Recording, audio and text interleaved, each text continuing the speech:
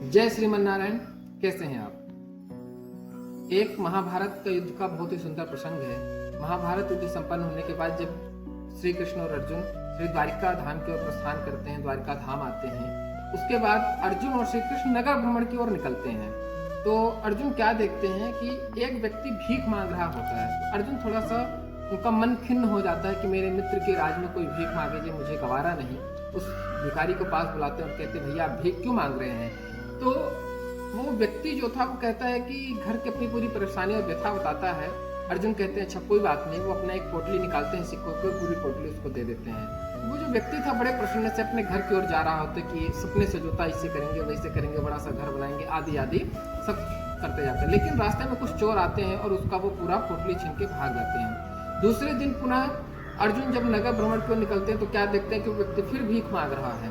तो फिर अर्जुन उसको पास बुलाते कहते हैं क्या हुआ, आज फिर आप भीख मांग रहे हैं। तो फिर वो जो व्यक्ति पूरी अपनी व्यथा सुनाता है।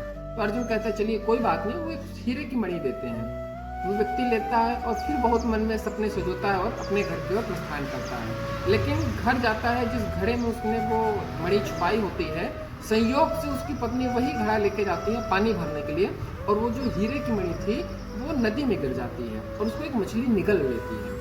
फिर वो व्यक्ति वापस आता है और फिर भीख मांगने लगता है। अर्जुन जब तीसरे दिन दौड़ में निकले और क्या देखते हैं क्या फिर वो व्यक्ति भीख मांगे, तो वो बहुत दुखी हुए और उसको पास बुलाए। तो इस बार से कृष्ण से पूछा कि क्या है आपकी लीला, क्या चल रहा है। तो इस बार केवल उसको 2 स्वर्ण मुद्राएं श्री कृष्ण भगवान उसको देते हैं और अर्जुन उसको इस बार पीछा करते कि आखिर इसके साथ हो क्या रहा है। तो वो जब जा रहा होता तो रास्ते में क्या देखता है कि एक मछुआरा जो होता है कई सारी मछली टोकरी में रख के लेके आता है। तो एक मछली उसमें थोड़ी जिंदा थी, हिल रही थी।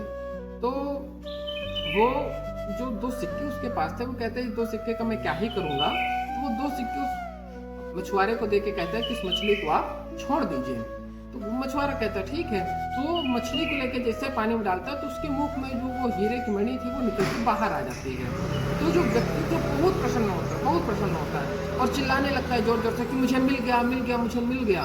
तो बगल में वही वो चोर जिन्होंने उसकी पोटली चुराई थी वो जा रहे होते हैं। तो वो कहते कि अरे जी हल्ला करेगा। तो वो उसके पास है भाई हल्ला मत करो, प्लीज हल्ला मत करो, गांव वाले सुनेंगे तो मुझे मारेंगे, कृपया हल्ला ना करिए। और वो स्वर्ण जितना भी उसने सोना चाहते उनको लिया था वो पूरी पोटली उनको दे देते हैं। व्यक्ति के पास आ जाते व्यक्ति बहुत प्रसन्न होता है। तो ये जो कहानी है इस कहानी का केवल एक ही तात्पर्य है कि परहित सरिस धर्म नहीं भाई, ये हमारा धर्म कहता है। जब तक वो व्यक्ति अपने बारे में सोच रहा था उसको जीवन में हानि हानि हानि केवल हानि हो रही थी। लेकिन जब उसने जैसे ही दूसरे के बारे में सोचना प्रारंभ किया वैसे उसके जीवन की किस्मत बदल गई। इसीलिए कहते हैं हमेशा दूसरों के बारे में सोचिए। अपना पेट तो कहते जानवर भी भर लेता है।